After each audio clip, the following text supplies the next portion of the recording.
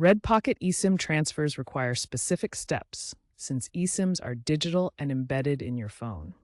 Unlike physical SIMs that you can simply swap out, transferring an eSIM involves removing it from your old device and getting help from support. First, remove the eSIM profile from your old device. Open Settings, go to Cellular, and select Remove eSIM. This deactivates the eSIM on that device, but your Red Pocket account stays active. Now contact Red Pocket customer support. You can call 1-800-983-1307 or use their app. They will guide you through reissuing the eSIM to your new device. As of September 2024, transfers aren't fully self-service, so support intervention is essential for verification and to prevent fraud.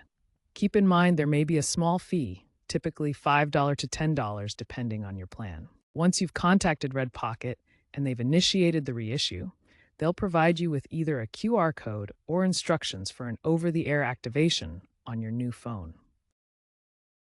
Ensure your new device is compatible with eSIMs and unlocked for Red Pocket's network, usually Verizon or AT&T. Scan the QR code or follow the OTA steps to download and install the eSIM profile. This process links your Red Pocket account to your new device's IMEI. You might need to go through a two-factor authentication process via the Red Pocket app or email to verify the transfer. After activation, confirm your service is working by making a test call or using data.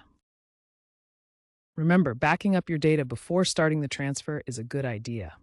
As of late 2024, Red Pocket reports most transfers are processed within 24 hours, but delays can occur.